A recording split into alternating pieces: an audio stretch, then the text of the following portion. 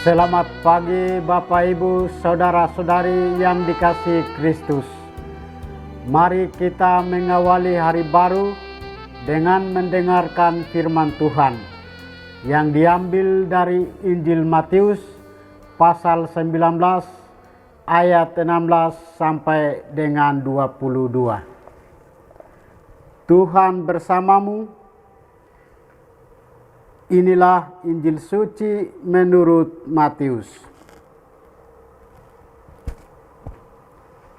Pada suatu hari, ada seorang datang kepada Yesus dan berkata, "Guru, perbuatan baik apakah yang harus kulakukan untuk memperoleh hidup kekal?" Yesus menjawab, "Apakah sebabnya engkau bertanya kepadaku tentang apa yang baik?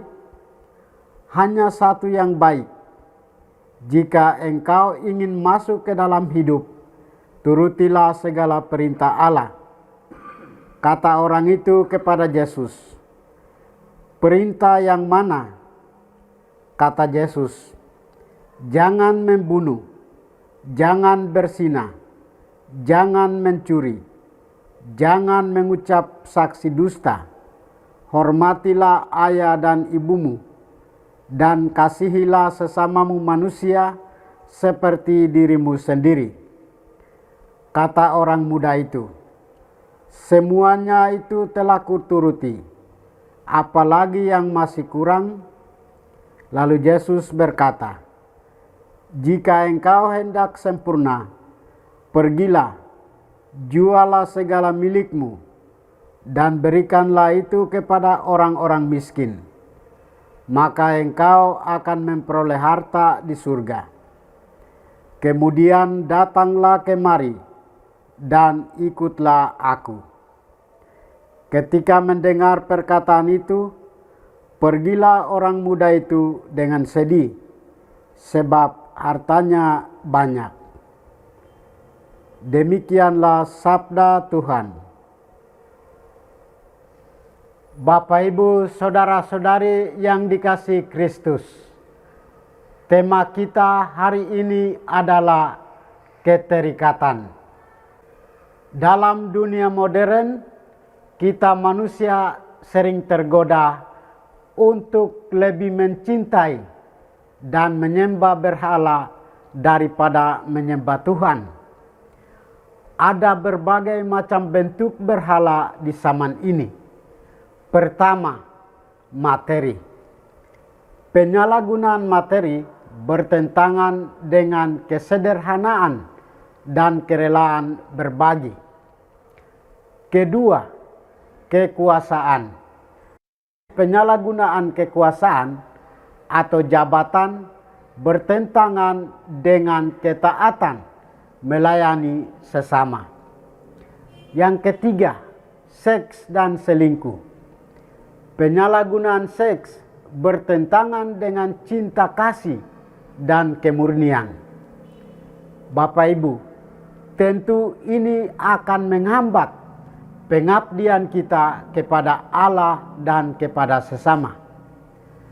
Ketiga aspek di atas selalu saling mempengaruhi.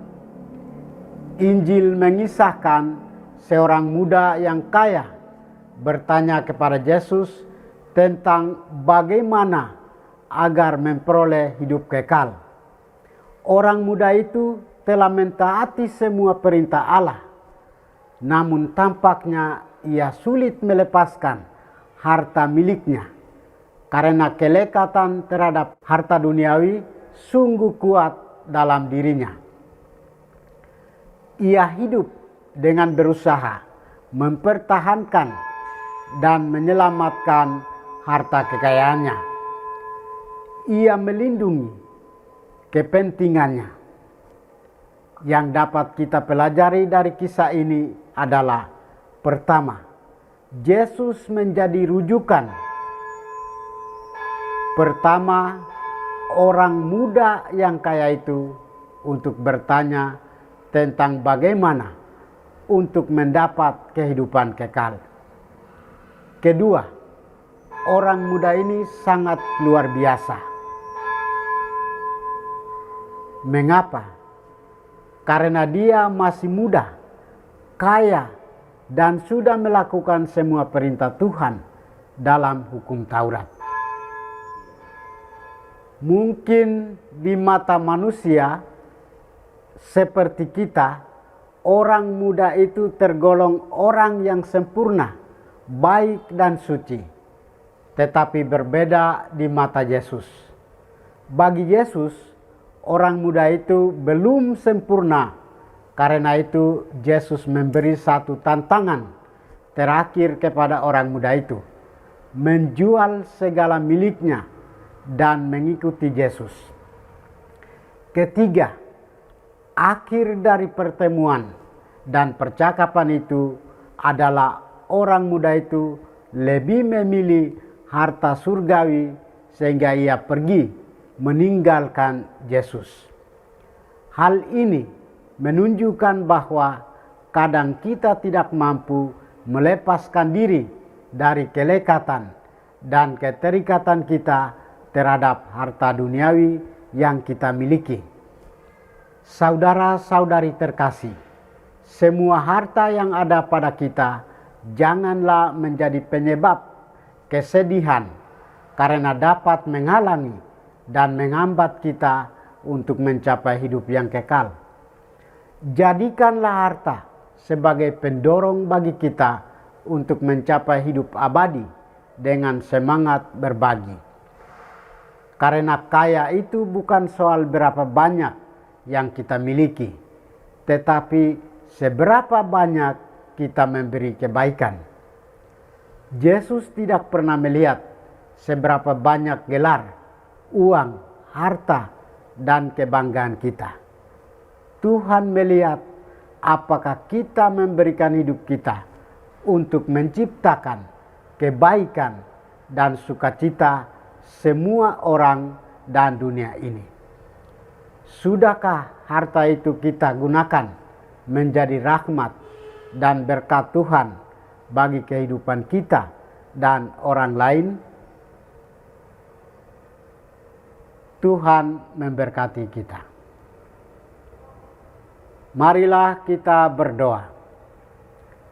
Tuhan, pagi ini kembali kami naikkan syukur dan permohonan. Terima kasih sudah menjaga kami saat tidur maupun bangun. Terima kasih untuk udara sejuk dan segar pagi ini. Bukalah mata hati kami, mampukan kami memandang kemurahan dan karya-Mu, serta memuji dan memuliakan-Mu melalui pekerjaan dan pelayanan kami hari ini.